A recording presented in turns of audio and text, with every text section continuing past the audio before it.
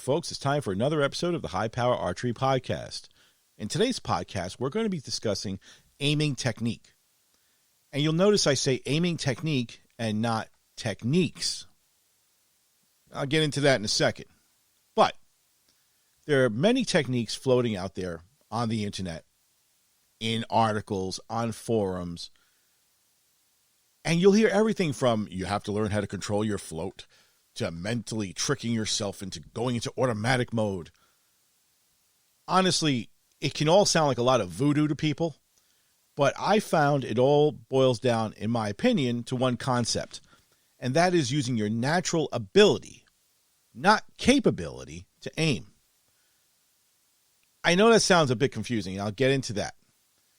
What do I mean by natural ability versus capability? And I'm not using a Webster's dictionary definition of it or anything like that. What I'm saying is that when it comes to your natural ability, okay, I mean stuff that you are born knowing how to do. You may not realize it, but you're born knowing how to do it. An example, you're born knowing how to breathe. You're born knowing how to blink your eyes. You're not necessarily born knowing how to walk, because that takes learning balance.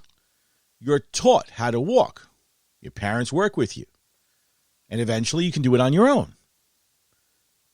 Shooting is a capability. You learn a capability. Okay? Now, it may become second nature to you later on, but it's a capability nonetheless. No one is born knowing how to shoot. I believe, however, that if you draw from your natural ability, your ability to aim is natural instinct, how to aim. You have to work with your natural programming. I know it sounds a little bit weird, but I'll get into it. But I think for purposes of this episode, it's best to describe what I'm actually talking about by example. So, there's a young man I'm currently working with, and his dad came to me before to work on his bow, and this year he came to me and said, listen, my son wants to learn how to shoot, longer distances. He's been hunting with me. He's been successful before, but he really got into this thing where he wants to shoot longer distances than 20 yards. And he brought his son to meet me, and, he's seen what I can do, and the kid was thrilled about that. He wants to do it. So I said, listen, we're going to fix you up. I tuned his bow for him. I get him set up with a new sight because he had issues with the other sight before. And I said, I'm going to work with you, and I can guarantee you I'm going to make you shoot further and better and more accurate. Because I think what had happened is he probably had seen a deer somewhere that was out of his range. Could have been anything. The fact is, if there's something that you want to do, there should be no barriers to you in doing it. If you have the will and the desire to do it, you'll do it. So my promise and my pledge to him was, I'm going to help you shoot further. Then this whole COVID thing hits. And our operations here were suspended. Couldn't do anything indoors. So finally, weather got better. His dad contacts me. He's like, yeah, I don't know if you do anything yet, but, my son still really wants to learn how to shoot that long distance. We want to finish setting up that site. I said, yeah, no problem. So I met them down at the range, and I said, okay, let's see what you can do. And I did notice that 20 and 30 yards, when he was shooting, his groups were a little suspect. They were kind of a little bit all over the place. And I did really notice that when people were watching him, he would occasionally shank 1 or 2 arrows completely out of the way. The release was not clean. You name it. It was kind of crazy. And at first I attributed that to, well, he hasn't had any real formal training. Maybe that's what it had to do with. I looked at his hand position, corrected some stuff on there. But still, even when I was watching him, you get 1 or 2 shots out of a group of 4 that launch like a crooked missile out of his bow, weird sounds, stuff like that. I checked the equipment. The rest might have been something with it, but it was something more going on. We changed the rest. Still, better performance, but still the same thing happening. So I said, you know what? We're going to have to do this a little bit more personal So I arranged for them to meet me at the indoor range early one morning and had them shoot at 20 yards. And lo and behold, he did the same exact thing. And I'm watching him. I had him shoot like 2 or 3 rounds. I'm like, all right, I think I figured out what's going on. And what I did was, and I mentioned this before in another podcast, but it was especially true here. I said, listen, I flipped his target backwards, and now he's just shooting at a blank piece of cardboard at 20 yards.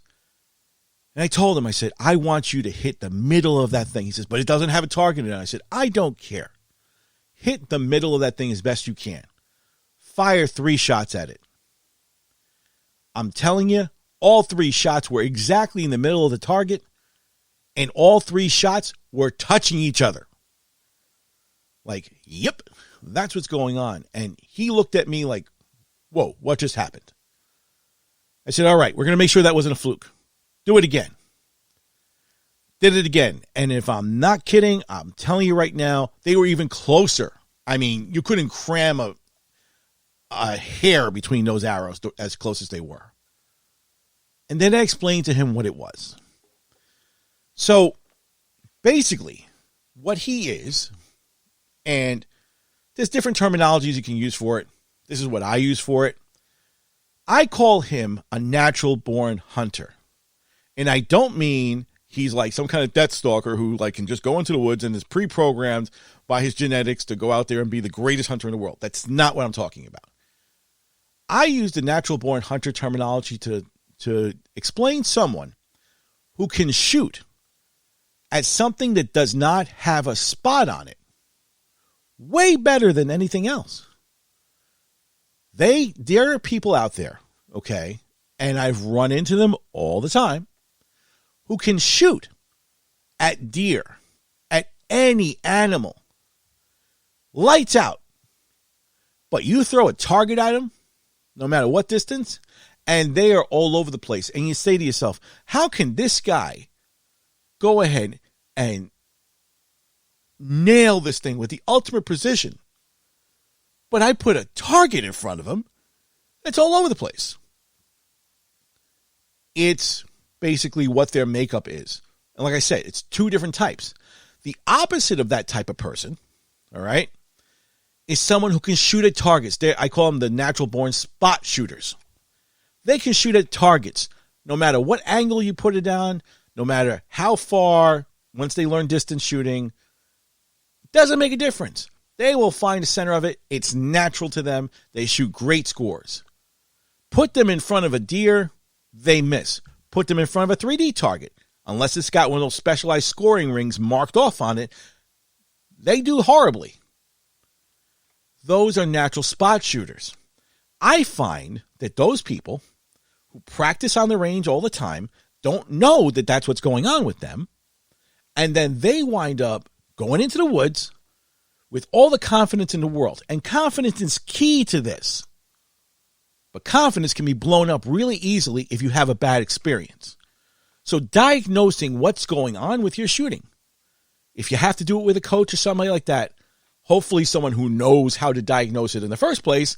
Don't get me started on that one, because like I said, there's plenty of certified coaches out there who don't know a damn thing about what they're teaching. Or they only teach book. And I'm like, okay, but don't go charging crazy amounts per hour because you have no clue what you're doing, or something outside the ordinary you can't figure out. But you don't want people to lose confidence. And when these people go out into the woods, they have all the confidence in the world. They see a deer 20 yards, and they wind up missing it completely or wounding it, which is the worst experience a hunter can experience. Their confidence goes out, and they don't know what happens. And how do I diagnose those people? Because I've taken them hunting before, and I'll say, what happened? And usually, the first thing that occurs to them is, I don't know. Or I aimed at him and I missed. I'm like, where did you aim? Right behind his shoulder. I'm like, you sure? Most cases, these people, like I said, the natural born spot shooters or target shooters, they aimed at the whole animal. So they missed. Same thing if I take a natural born hunter, put him on a target range, and ask them why the group looks so bad, they don't get it either. But it's because one is pre-programmed to shoot at one thing, and one is predisposed to shoot at the other. It does not mean they can't be trained to do it. It's just going to be harder. And there's some people who are right in the middle. So, let's start talking about aiming now. Okay, I've already described the two different types of shooters. Your natural-born target shooters, your natural-born hunters. But where they cross is how they aim.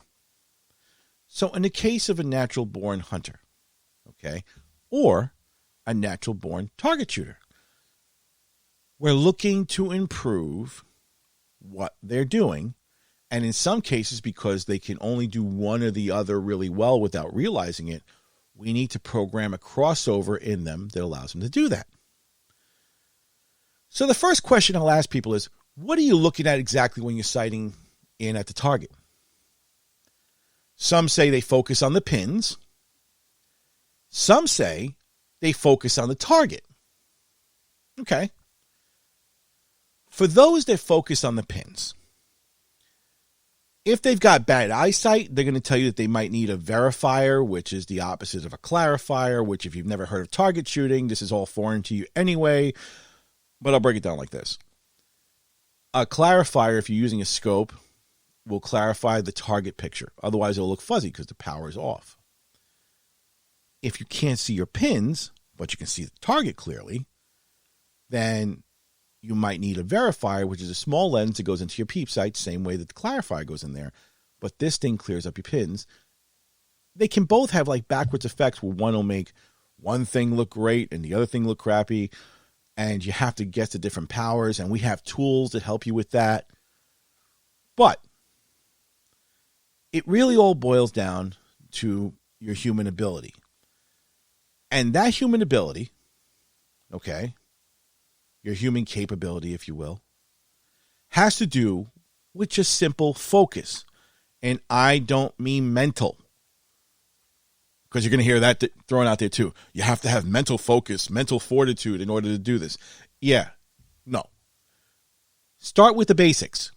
You need to have physical focus. What do I mean? Listen closely, because the little light bulb's going to click in a second if you haven't really thought about it before. How many times have you seen a video where someone's demonstrating something and they say, okay, let me zoom in on this for you. And when they're trying to zoom in, the camera will automatically go really, really fuzzy at something as they zoom in on it, and then suddenly it'll clear up.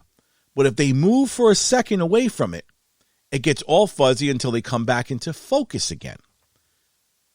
Well, I'm not an eye doctor. I'm not a physician. I'm a coach. I've seen it long enough. I can tell you, only because it happens to me. The human eye, I'm not talking about, genetically enhanced or anything futuristic in any way. See too much of that in the movies and all that. The human eye can only focus on one thing at a time. I don't care which way you slice it. That is a fact. What do I mean? Well, what I mean is try to focus on two things at once. So if you're trying to focus on your pin and your target all at the same time, one of two things is going to happen. Either your pin is going to go blurry and the target's going to stay clear, or the pin's going to be clear and the target's going to look blurry.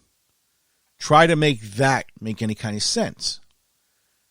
You can't do both. And anyone who says, I can see my pin absolutely clearly and my target absolutely clearly, and I can focus on both of them, is a complete and abject liar. They can't do it. Or they don't know what they're talking about because they don't realize what they're seeing. So if I can't focus on a pin or I can't focus on a target, I have to decide which one I'm going to focus on. How do I do that? Well, okay. Many of you, not hopefully some of you, if you haven't, you should probably look them up, have heard about a guy by the name of Joel Turner. And he teaches a training system which I find to be the most dynamite in the world. And you can go on, you can look at the Shot IQ system, and it helps people with target panic and all kinds of other stuff. Okay. But he's one of the first people out there, right, who refers to a term that most have never heard of before. And I got to admit, before I heard him say it, I had never heard of it referred to like this before. But we all know about fundamentals. You'll hear that term used a lot, thrown around a lot. Reading is fundamental, stuff like that. But he also refers to some things in physicality as funda-physical. So if you want to be able to shoot properly and aim properly like I'm talking about now, you have to rely on the funda-physicals. The funda-physical being, don't try to create a power that's not there, or trying to get your body to do something that it doesn't have the capability of doing, or forcing it to try to do something like that. You're forcing it to try to concentrate on two things. It will end in disaster. You have to use the basic aiming ability, in my opinion. That is this, again, this is the system I teach, and it's worked, and this is how we do it. You have to be able to focus on the target. Focus on the target. If you have a problem with vision at the target and you need to put a clarifier lens in there, do so. If your target is clear, but for some reason your pins are like really, like I can't even see the pins, then maybe you need a clarifier, a verifier for that fixes your pins. But that's beyond what I'm talking about. Let's just talk about for now the very basic of it. Focusing on the target itself. So then the first thing people tell me is, Coach, I can't do that. How am I going to get the pin on the target? Okay, let's start with step one. Come to your full draw, okay? Now we're going to form our target picture, what you're seeing when you're looking at the target area. Come to full draw, you drop your pin or your scope or whatever it is on the target. Once your pin or your dot crosses into the center of the target, and pay attention to this next part, your eye should lock on the center of the target. And now your focus strictly becomes the target. And the first thing I hear is, are you kidding me? My pin, how am I going to keep it in there? All right. Think about it like this. If you're focusing between your pin and your target, then you're going to notice that little float that goes back and forth. You'll hear the word float referred to by countless people on the internet. I got to watch my float. My float's got to be in a figure 8, or my float's got to be in the infinity sign or something like that. And then when it slows down and stops on top of the target, I'm going to shoot. Good luck with that. There's maybe 1 or 2 people I know who can do that. They're professional shooters. The fact is, if you're trying to go back and forth between focal points, you're going to be like that camera I mentioned before. It's going to mess with your head. Your brain's not going to know what to do. And all of a sudden, you're going to fire on will. And remember what I said. If you're thinking about it, when you're firing, your body is automatically going to prepare for that impact of when the bow goes off. It anticipates, it screws up the shot. If you're concentrating on your pin, think about it like this. If the pin's moving crazy in front of your eye, you're going to see that. The human brain is aiming. It does a lot more than you give it credit for. So now you've got your eye locked onto the center of the target. You know where you want that arrow to go. Your pin, believe it or not, is going to move out of the target and back into it, and out of the target and back into it. But because you're concentrating on the target itself, let it do what it does. Your brain's going to put it back where it belongs. And when you execute your shot, it'll go where it's supposed to. Your group will go perfectly. In the case of someone who's a natural born hunter, they're concentrating on the middle of that blank piece of paper or that blank target, or on the spot in the middle of all that deer hair that they're they're aiming at, and they're burning their eye into the target. And boom, it just goes there. Same thing if they're a target shooter. They burn their eye into the middle of the target, and boom, it just goes there. It's just that some people have a problem concentrating on one or the other. And like I said, that can be fixed. It's not hard. But again, I'm saying you have to lock your eye onto the target. So a good test you can do is you pick up your pencil, okay? And what I want you to do is I want you to point the pencil, straight up in the air and put the tip of the pencil looking downrange at your target. And just bring it to the center of the target, then change your focus and focus only on the target. Interesting, and you'll see that you can keep it right on there as long as you focus on the target. Now, switch your focus back to the tip of the pencil. And watch that. I think you'll notice with the same amount of pressure on your hand and all that, that thing is moving a lot. Try to hold it still on the target. Almost impossible. It's still jittery back and forth, but you'll notice that it does a pattern because your brain is trying to autocorrect. Now, which would you rather see? Would you rather see the jiggly muff going back and forth like that all over the place? Jiggle, jiggle, jiggle, trying to keep it in center? Or would you rather concentrate on the target? It's a much more calm, a much more passive target picture. And it's easier to shoot and more accurate to shoot that way. And that's what we're looking for. Accuracy, simplicity. Using that natural ability to do what you need it to do. If you try to bend it the other way and try to focus on the two things, you'll drive yourself crazy. You'll not be accurate as you want to be. If you only focus on the pin, yes, you can still shoot that target. But guess what? You're making it so much harder for yourself because you're seeing all that float. Your brain's going to overdrive saying, oh my God, I've got to hold that right there. And it just makes it more difficult. How do I solve the issue? Now we know what we got to do. Focus on the target. Once your pin comes into the middle of the target, focus on the target, and you'll be fine. So I know it sounds a lot easier than it actually is, but it actually is very, very simple. So people tell me, well, I'm a target shooter. How do I cross over into that? Because, I want to be able to shoot at targets, but I can't. Okay. When it comes to people who want to shoot at targets, but they're natural born hunters, the way I fix them is actually pretty simple. If they're shooting a scope, let's just say for target shooting, I'll switch them to, instead of a flat out spot, I'll switch them to an empty circle in the middle of their lens. And guess what? They can put the circle around the center of the target, use that to lock on, then start concentrating on the target again.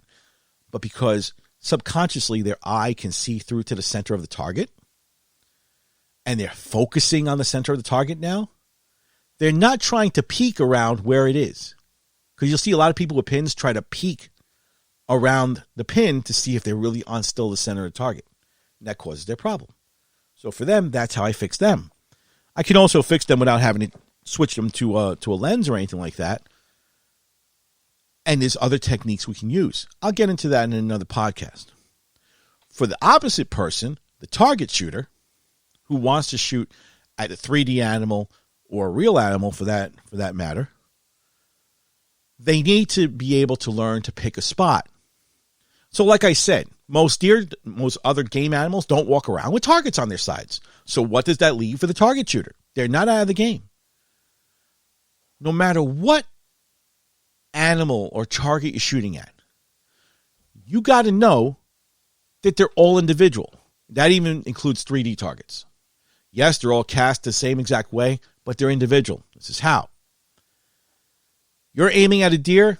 Look on that deer for, in the area where you want to actually target him, look for something that's out of place, a tuft of hair or something like that, or a color change. And I've said this before. Aim for that. Now all of a sudden, you've got an actual target on him. Same thing for 3D deer, 3D targets. Look for something that's out of the ordinary on it in the area that you want to shoot. You've now got a spot. Very simple. And that's how I get them over these things. Because lack of doing that is going to make them shoot at an entire animal. And when you're shooting at an entire body or an entire animal, an entire 3D target, you're not picking out a spot. Your angle of aim could be anywhere. And you can wind up shooting over it, under it, left, right, wounding it, something we don't want to do. And this is what happens. We are about 30% done, maybe 40% done on the editing and the setup of the first couple of videos we're going to put in our series on YouTube or whatever other platform we decide to go with. When those are done, there'll be a section on this as well. And I think it's a little bit easier to describe, although trying to get the camera to see that target picture is not necessarily the easiest thing to do, but we will do it. So again, focus. Once you lock onto that target, the pin crosses the target, lock onto it, your eye stays there and the focus becomes that. I've actually seen, and not to poke fun at anybody, I've actually seen a peep sight that was marketed that had a pin inside the peep sight so you can actually put it on there like you would in a rifle scope, and you can use that to center your target. The whole principle is bonkers, because if you did that, your eye can't focus on the two of them. It's just not going to work. Yet you'll find people who say, oh, I swear it works for me. Like, okay, they're few and far between, and chances are they don't know what they're looking at in the first place, and they think it works for them. It's a placebo effect, and and if that's what floats your boat and what you need to get you going, that's fine. Don't care. But the fact of the matter is, human eye can only focus on one thing at a time, one distance. The focal distance should be concentrated on your target, on a spot on your target, on the visual center of wherever it is you want to hit. Eye locks on, the pin will come back to it, and you're not going to have a problem. And I'll go through it every week with kids at the range, and while they first have a little hard time understanding what I'm saying, when it snaps, it's like this big click goes off, and they're never the same. And they become awesome shooters. I mean, awesome like that. I've taken people that have been shooting for years, shooting groups at 20 yards, just 6 and 8 inches across. Once they learn this principle, they're fine. It's also the key to long-distance shooting. If you're shooting long distance and you don't pick a spot, your group's going to be the size of a stop sign if you don't miss the target completely. And that inspires confidence once you're able to do that. If you're going to go and shoot at a target, be it animal or otherwise, outside your normal distance or whatever it is, and you're just hoping to hit it, then you need to back it up. Learn the ability, okay? Sharpen that ability that you have, turn it into a capability, and then extend your range from that. But the key is, no matter what distance you're doing at, the principle of aiming and focusing on the target itself and not the pin or the aiming apparatus is the key. It's true of pin sights. It's true of even the EZV sight. The EZV sight that I talk about a lot is a hunting sight. It can be used to shoot target as well, but it's really designed for hunting. But the thing it does is it lets you watch your target all the time. So they find on the EZV where it fits, and then they focus through that center to their target. Because if you don't, you're going to miss. And guess what? It's easier to learn with that than anything else. That's why so many people have incredible success with it. But it all boils down to the same thing. Focus on the target. Okay, so hopefully that's been a little bit of a help to you. And again, we'll be going into that more in depth on a video that we're putting out. So now we're going to go to our listener questions, section of the show. And let's see, what do we got here? We've got 3 of them today. The last one I'm saving because that's a doozy, and we'll go over that. But our first question is, Marty C. writes, Hey, I started listening to your podcast with my daughter. I love it when people listen to it with their kids.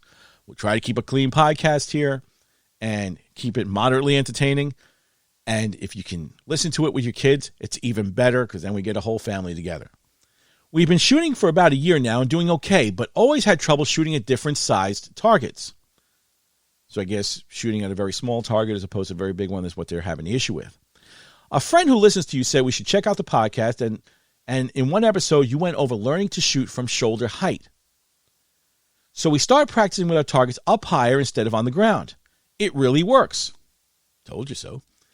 Can't thank you enough. But we still have problems hitting different size targets if they are not elevated. What are we missing? Okay. I am not Yoda in any way, shape, or form. I wouldn't like to be green, and I wouldn't like to be that short. But I can tell you, based on what you're saying, because you're having problems shooting at different sized targets, you have maybe a combination of things. And it's not unusual because people who have never had formal training will run into this. What it boils down to is your arm movement. What does that mean? Okay. So the reason why I tell people shoot at shoulder height instead of shooting on the ground, because if you shoot only on the ground, as I've been over it before on another podcast, you're going to wind up training yourself to shoot with either an arm, which is pitched down, and then when you try to shoot at something at a higher elevation, it's going to screw up. It's not going to be the same. Your anchor is going to be weird or feel strange, and then you can't do it. In this case, now you've elevated your target up, and now you're shooting, and your form has gotten better, and it's all good. But shooting at the smaller size targets or larger targets becomes a problem. And what happens, I find, in most situations like that is your arm movement is being used in place of steering. What is steering? I tell people, this should not come as a surprise, when you're coming onto a target, come to your full draw and then steer your body like a turret, but not with your front arm. And that's what most people do when they're shooting at a smaller or a bigger target. They move their arm to wherever that target is, and they don't move the rest of the assembly. They don't move everything in line. If you steer with your back shoulder, okay, like a now you become like a turret on a tank, you'll find that your frame that you created when you came to full draw stays the same. And in doing so, no matter where you put your pin, you're able to hit it. If, of course, you're focusing on the target, like I said before. Anyway, a breakdown in that form by moving your arm to aim at something that may be a different height or different size, that sort of thing, is what causes that problem.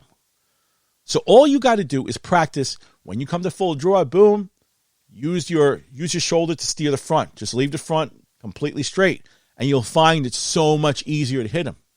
Start small, do it close if you're not comfortable with it, and I think you'll find you'll have a lot more success shooting different size targets, whether it's the size of a gopher or the size of an 80 centimeter target. It'll be the same. And if you still have a problem with it, send me another email. We'll work with you to get it straightened out. But I think that'll probably much cure you. Our next listener question comes from Mark C. He writes, I've been working on my form and can shoot pretty well on flat ground. But honestly, I suck, well, let's be honest, when shooting from a tree stand. I can't get it together at all. I'm either really high or really low. It's hard to hit my cube or even a 3D deer. I lost a shot at a really good buck last year at like only 15 yards because I shot right under him. I just can't get it. Should I be giving up on the stand hunting? I didn't want to switch to a blind because, frankly, I suck at shooting from a seated position. Season starts for us in less than a month. Can you give me any help on this? Well, Mark, yes, I can. Most people who shoot from tree stands, okay, you have a leg up on them because you're actually practicing from one. Albeit, self-admittedly, you say you suck practicing from that is because you don't have the right technique. That's not a problem. The exact thing I just covered for Marty, where I said you have to maintain that frame, applies to you too. If you're adjusting your arm angle shooting at a deer, okay, or anything at an angle other than something normal and straight ahead of you, where it's a very moderate pitch, you're going to come out of form. And that thing where I said, where people say, bend at the waist, dude, bend at the waist like that, you're going to fall out of a tree stand. So don't listen to people who say that. You form your frame by coming to full draw. If you have to aim at something to say 45 degrees down, you need to adjust your anchor accordingly. So say you put your arm down like that, you've reached the limit of how much you can actually stretch or tilt or cant with your body. Now, in order to accommodate it, say if you have to move your arm a little bit more down to get into the area. Raise your hand higher on your face.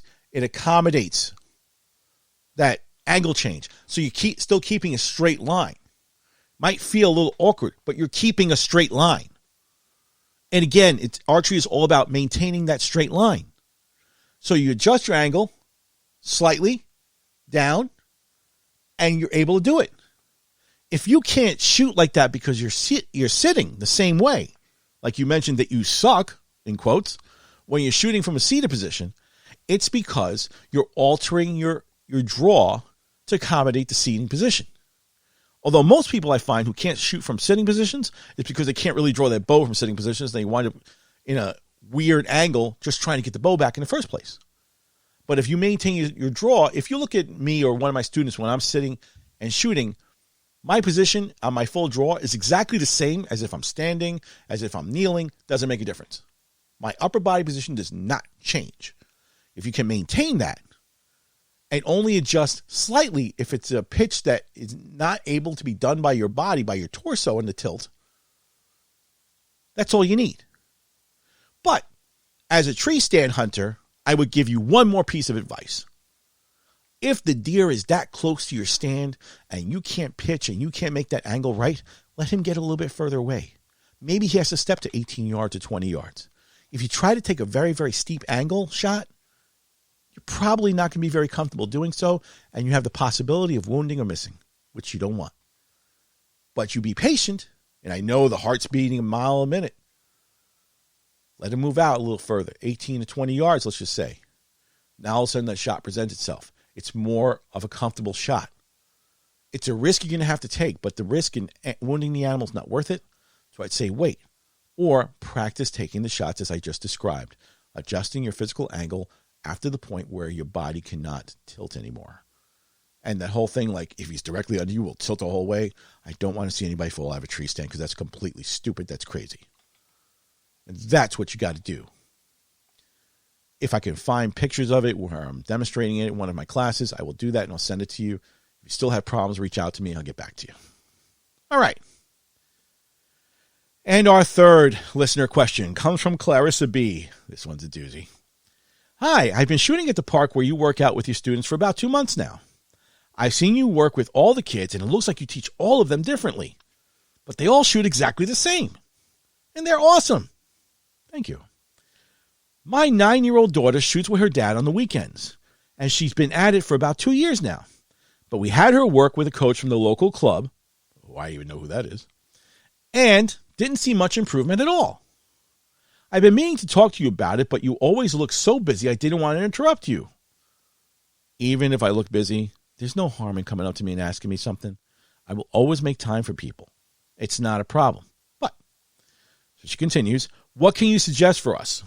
I think she really likes it, but she's a little intimidated by those girls you train. Don't be intimidated. If anything, they want to bring more people into the club just to shoot like them. Never be intimidated by them. They are so good, she doesn't want to look bad in front of them. And what is up with the golf balls? I promise I'm not a stalker. All right, I had to read that one twice to myself. They're like, she promises she's not a stalker. Okay, Clarissa, I hope you're not a stalker. But next time, just come to me and ask me. It's no big deal. And I'll explain about the golf balls. But first, to your initial question, I teach all of them differently. Yes. And this is the problem I find with most coaches out there. If you don't, as a coach, if you don't accept the fact that each and every person is an individual and they're all different, and you apply one coaching method to all those people, you're going to have what they call a slash and burn result. You're going to have a small percentage who get it and will stick with it, and an even larger percentage of people who can't roll with it, who cannot understand it because of the rigid way you're teaching it, and are just going to give up. As each person, each one of my students is an individual, I find a way to communicate the same exact principle to them in any way I can. So for some of them, teaching them to do this one way or describing it one way works. And for others, it may have to be done a completely different way. But as a coach, if you are not willing to do that for your students, you are in the wrong profession. And I am a coach, yes, but a lot of people who teach, while they may have a piece of paper that certifies they're an instructor or a coach, they don't understand how to deal with people or have the patience to deal with people. Personability is a big part of it. And if you're unwilling to accept that people are as different as the colors of the rainbow, and you have to tailor it to each one of them, then don't do it. And that's why each and one of my kids, each and every one of them that I work with, no matter how long it takes, because everyone has a different learning pace, I will take the time and find a technique that works for them. But the big thing is, in the end, they all look like clones of each other. Because you see one of my girls shoot, and you look at her form, and you see another one shoot, and right away people can tell you who my students are and who they're not. Because they all look exactly the same. And in the end, that's what we're looking for. And while I'll accept the fact that you're not a stalker, I will explain the golf ball things, because now people are wondering, what the hell are you talking about with golf balls? So one of the things that I have happen, and for all those coaches who are going to steal this from me now, I don't care if it helps people, it helps people. For all those students who have problems shooting, and most of them when they first start out, has to do with their hand position. So like I can teach them lifeline facing the ground. That's it. Some people get it. But other ones still have that pistol grip mentality and grab the bow the wrong way. I introduce them to a golf ball. No, I am not assaulting them with said golf ball. I am introducing them to how to use the golf ball to help them along to get the right hand position. Now, the important thing about this is they are not going to use the golf ball as a crutch for the rest of their life. But after they used it for about a week or so, they don't need it anymore because it trains them how to hold the bow. And there's a way to hold the golf ball in the last 2 or 3 fingers of the hand that prevents that part of the hand from touching the riser. And it also keeps the lifeline on the hand pointing down, which allows them to hold the bow normally. Knuckles line up at a 45 degree. They're not canting or torquing the bow anymore, and they shoot proficiently. So that's the mystery of the golf balls. Nothing big, nothing small. And actually, when I was taught to shoot myself, not shoot myself, like when I was learning how to shoot, let's just, get past that, people. When I was taught how to shoot, my teacher had a different way of doing it. One that in today's day and age would probably be considered child abuse, but he had us hold when these trees around here in different parts of the states drop these things that look like spiky balls. And when they dry up, they harden, and they might as well be a cactus. I put one of those in my hand, and he said, here, hold this. Hold it too tight, you prick yourself. Hold it too loose, it fell out. But the one thing I didn't do? My hand didn't collapse in a riser after that first couple times when I was spiking myself to death. We've since moved on past that, and I've discovered golf balls, which are much easier to teach with and don't cause so much pain, but still teach the same lesson. So that'll do it for that. And that'll conclude our listener portion and listener questions of the show. And now, as always, in every show, it's time for our very popular segment, as it turns out, our Don't Be That Guy. Now, this week's Don't Be That Guy goes out to the egotistical asshats that I run into every now and then at the ranges and pretty much everywhere else for that matter. And yes, I said that, kids. Try not to repeat that phrase. We keep a clean podcast here. But to be honest, I've heard much, much worse than that. So we'll just roll with it. In any case, don't be that guy who somehow thinks the rules don't apply to him. I see it each and every week. The dude or the crew of dudes or girls or gals who think the rules don't apply to them. What do I mean? Well, I'll use the ranges as an example. You go down there, and when you're in a public range or you're in an indoor range, there's something called waiting for everyone to stop shooting, calling clear, and then proceeding to get your arrows. But these particular groups of people or individuals don't listen. And when they're done shooting, they don't care. They'll just walk out there into the middle of the field, cause a potential safety issue, or even worse, when everyone's out there on the field, they'll come back, they'll grab their arrows and start shooting while there's still people on the field. Don't be that guy who puts others in danger because you don't feel that the rules apply to you. Also, don't be that guy, okay, who goes and says, oh, I didn't know that was a rule. So what? Ignorance of the law or a rule is no excuse for violating the rule or a law.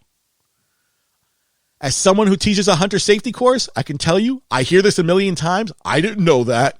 Make it your job to know that. You walk into a place, you walk into a range, look at the rule sets.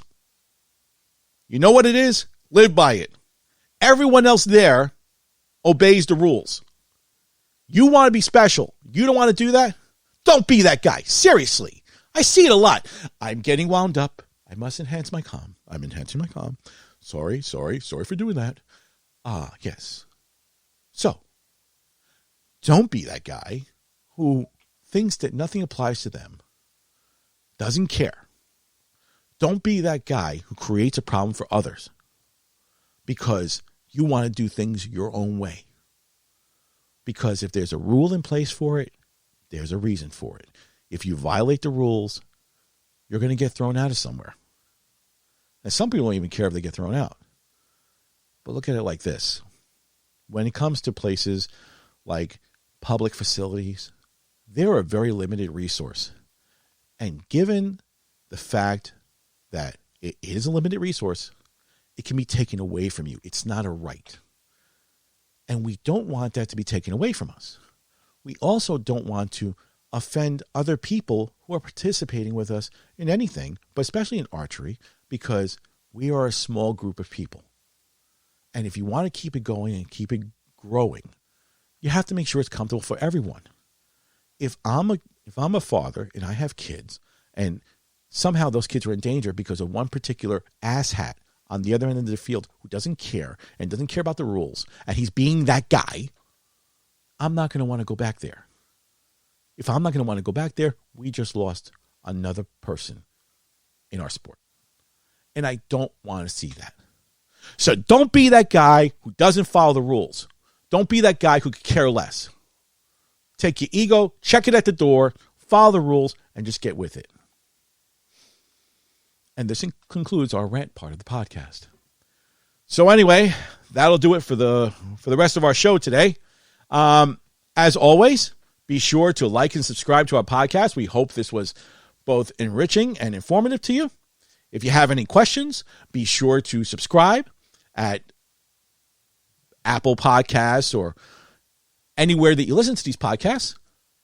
If you want to get our newsletter, subscribe at our website, highpowerarchery@gmail.com, at highpowerarchery.com, highpowerarchery@gmail.com. You can send your questions to.